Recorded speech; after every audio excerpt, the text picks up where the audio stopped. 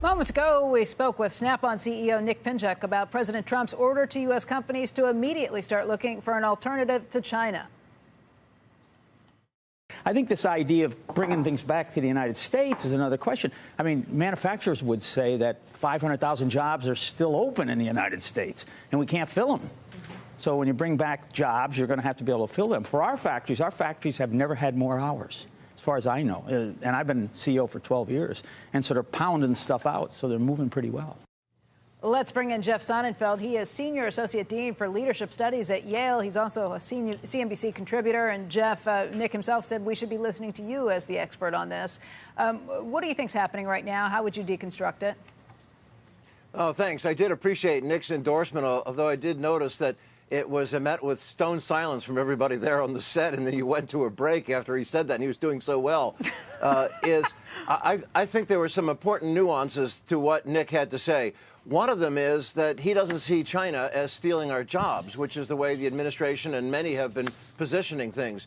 But he is concerned about China. But he says we have 500,000 unfilled jobs here now. He's very concerned about, properly so, about technical training. Lord knows we don't need free college education for everybody in the country, the way some in the Democratic Party are arguing. But we do need to focus on vocational technical training, and Nick has championed that. At the same breath, though, Nick says, there is a great concern about intellectual property theft, about unfair trading practices that Mohammed was talking about before, about tech transfer and other issues. So that really is a complex portrait. You know, Becky, the American business community has a very complicated relationship with President Trump.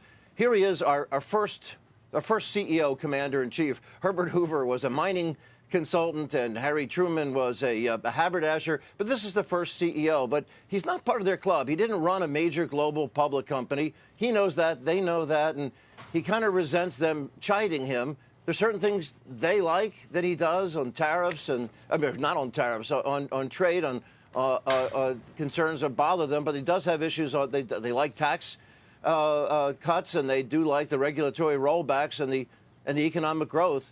But they don't like the divisiveness. They don't like the insults. They don't like the sense of if there's a race baiting out there. And but they don't know how to correct him on it because he champions these one-offs. What you saw in The Apprentice is what he does now. What he did in the Republican primaries is anybody who's a critic can be isolated, and that's a hard way to do it.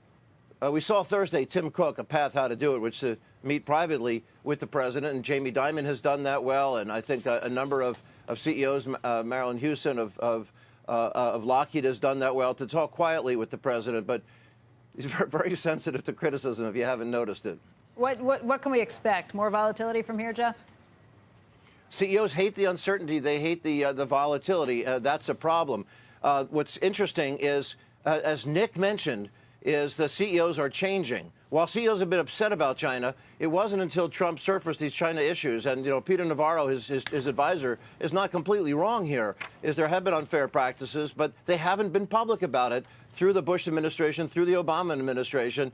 Trump has gotten important issues out on the surface as a bipartisan concern. CEOs now, a year ago, we heard that the U.S. Chamber of Commerce was reporting that 30% of CEOs are trying to slowly shift their supply chains away from China. Then 6 months later, the same group, U.S. Chamber of Commerce, told us it's up to like 45%.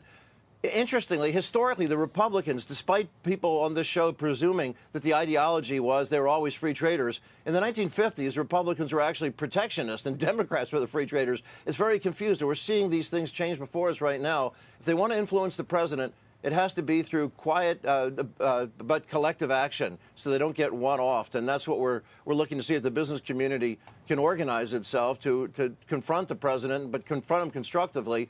But they have to confront him as a unified voice. Jeff, what would you tell CEOs who ask you, if I'm positioning my business for what China looks like in 3 years' time, how should I be positioning for domestic demand there? How should I be positioning for the supply chains? And what do you think they will be doing? Mohammed's a great question. Is China for China is what you hear a lot of CEOs whispering privately, is basically the Chinese middle class, which is an increasingly pro-consumer middle class, is larger than the entire population of the United States. Nobody wants to step away from that market, and that's a nuance that has to be explained in these White House negotiations. However, in terms of what is part of a supply chain outsourced for here and serving the rest of the world, that's what's changing. So you see that there are some industries, say garments and shoes and textiles and things, it's easier to move out of there. They don't depend on a complicated supply chain. In electronics, they just can't flip a switch and do it overnight.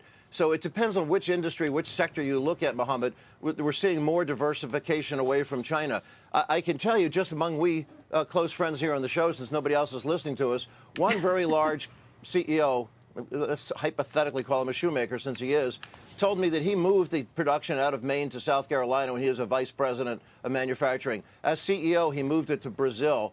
As was president of Brazil, as CEO to China.